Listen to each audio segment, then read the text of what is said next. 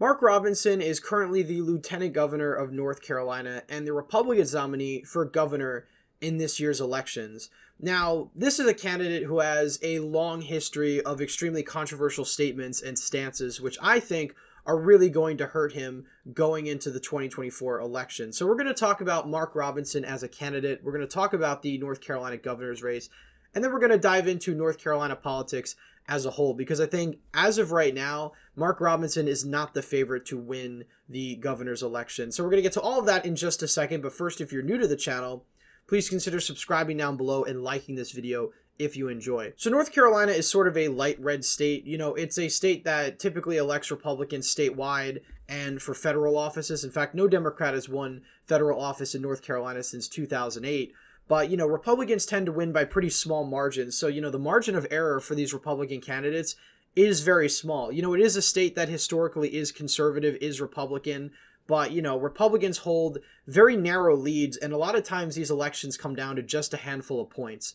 So Mark Robinson really doesn't have any room for failure. And couple that with the fact that North Carolina has only elected one Republican governor in the 21st century, Pat McCrory, who ended up losing re-election. So even though Republicans tend to win in North Carolina, Democrats tend to win elections for governor. You know, that's similar to the state of Kentucky. Kentucky also has a long history of electing Republicans to federal office, but not electing them to governor or other statewide positions. So, you know, Mark Robinson already does sort of have history against him. Now, in theory, in a vacuum, if Mark Robinson was a more generic Republican, didn't have sort of all these fiery statements that, while they play well with the base, tend to hurt him a lot when it comes to independents and moderates. And these statements range from issues of gender, women, abortion, so on and so forth. And, you know, it's really hurt him a lot when it comes to moderate suburban voters. And this is something that Democrats have capitalized on because they know that Mark Robinson is really his own worst enemy, because while these are things that he continues to say because they hype him up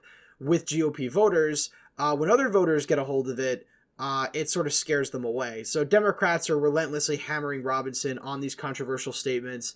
And, you know, he is not the type of person to back down or apologize, which, again, bolsters his image with the base, but really hurts him with your median voter. Now, in the primary elections, Mark Robinson was virtually the heir apparent. There was no serious Republican challenging him, and he won the nomination with essentially 65% of the vote. So nearly 2/3 of Republicans supported Mark Robinson for governor. Now, one of his primary opponents, Dale Folwell, actually refused to endorse Robinson after he won the nomination. So already you're starting to see a sort of Pennsylvania governor's dynamic in which you have the Republican Party really not fully coalescing around the nominee, and in some cases already surrendering the race to Democrats. Now, if we take a look at the polling for this election, as of recent polls, Josh Stein is ahead, in some cases by a decent margin. Now, Robinson hasn't consistently led in polls since back in September of last year, so, you know, there's certainly a lot of ground to make up there.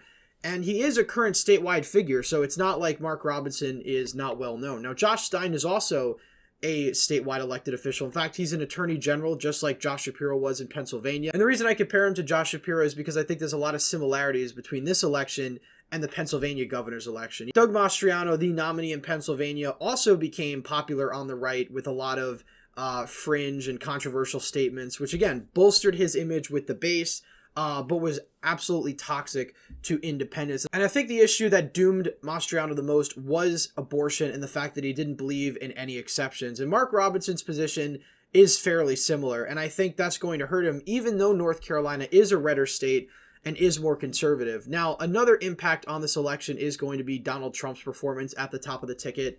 You know, North Carolina elects its governors in conjunction with the presidential elections. Most states tend to do it during midterm years. Donald Trump last time around won North Carolina by 1.3%. So pretty narrow margin. And North Carolina's suburbs have increasingly been getting more and more Democratic, and Republicans don't have an infinite amount of room to grow in sort of these rural areas. You know, they've been gaining slightly in the southeastern portion of the state. They've been winning over ancestrally Democratic voters. But the trade-off was, of course, for that, they're losing a lot of ground in growing suburbs where you have more highly educated voters and more liberal voters who are more likely to vote. So, you know, places like Wake County are essentially 2-to-1 for Democrats. Same with Mecklenburg County. And both of these counties have over 1 million people.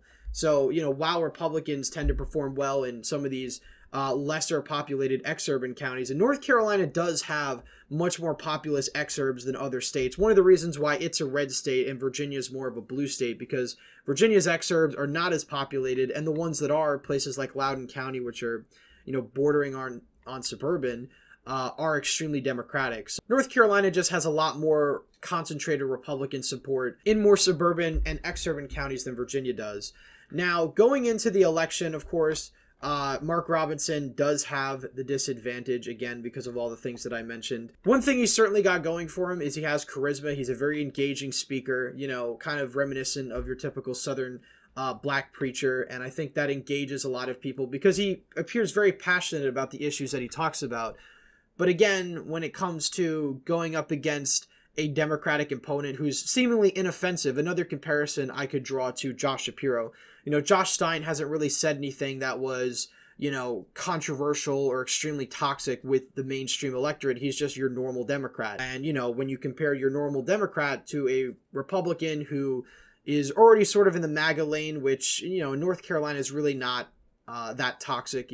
Ted Budd sort of was a MAGA Republican. He won by 3 points. So that's not really the issue. But, you do lose some support with that as opposed to your general Republican. But where you really get into murky waters is, of course, again, a lot of the things that Robinson has said and the fact that he's refused to back down on those things. Now, a politician, a conservative politician refusing to back down on positions is fine. But when those positions are overall untenable with the, mainstream electorate, like his position on abortion, you get a huge issue. Now, again, Robinson is not Mastriano. He's much more charismatic. He's already been elected to statewide office. But, Democrats only need to really hammer away at Robinson's past statements. You can look up these ads yourself. They're very damaging to in suburban circles. And, in a place like North Carolina, heavily suburbanized urban state, Republicans need all the support they can get in these sort of urban, exurban counties because these are much more populous than in other states. And this is where the bulk of their support comes from, the bulk of their numbers.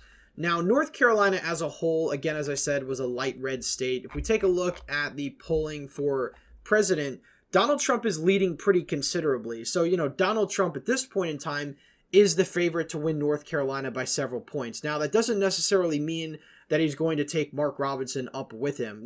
That was something of a bit of flawed logic when it came to Pennsylvania, for example, where, there were some people saying that Oz would carry Mastriano over the finish line or that they would carry each other over the finish line. The latter of which I have said in the past, which I certainly think looking back, was a very ill-informed statement. And of course, the 2022 midterm certainly taught us all that we have a lot more to learn and that elections are a lot more nuanced than we previously thought. But North Carolina is a state that will split ticket. We saw that back in 2016 when Donald Trump beat Hillary Clinton in North Carolina by, 3.5 points, all while Pat McCrory, the Republican governor, ended up narrowly losing re-election to Roy Cooper. And that was mainly over the bathroom bill controversy. Pat McCrory doubled down on the bathroom bill. A lot of states, liberal organizations that, provide a lot of dollars to the economy threatened to pull out.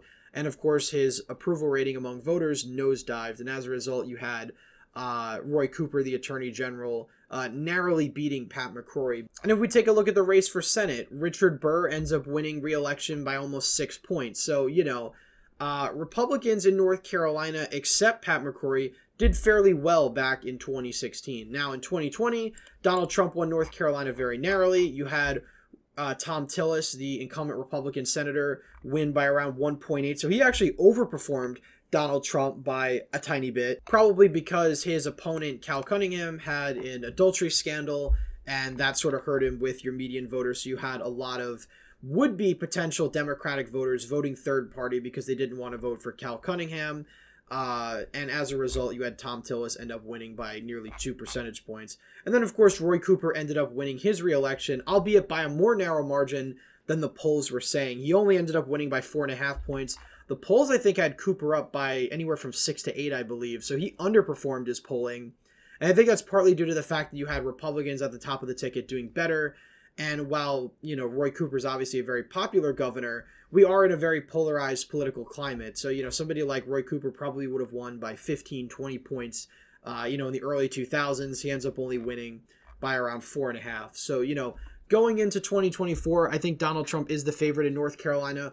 Robinson, I think, is at a disadvantage. I think Josh Stein is clearly the favorite. And, you know, obviously things can change. Polls can change. North Carolina is not Pennsylvania, but somebody like Mark Robinson, I think, is too much of a liability for Republicans in a state that is really close. You know, if Robinson was running in South Carolina, you know, the race would probably go to high single digits perhaps, but I think he would have no problem winning. It's a much more conservative state, but North Carolina is much more urban, much more educated, and, you know, Republicans have a lot less room for failure.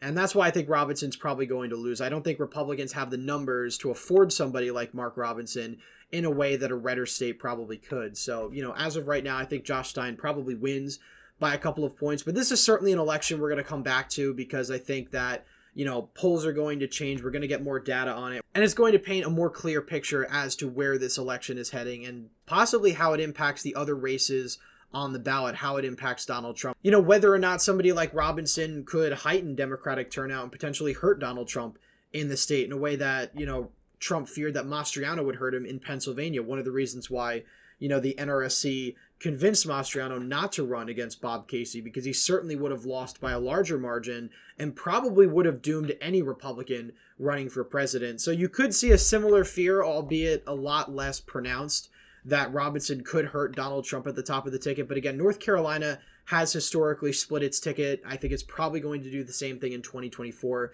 And I think Republicans have probably made winning the governorship of a state they normally don't win a lot harder by nominating Robinson. Anyway, that's it for today's video. Please leave a thumbs up if you enjoyed, subscribe to the channel, leave your thoughts down below. I'd certainly like to hear your comments. As always, again, thank you all for watching, and I hope to see you in the next one.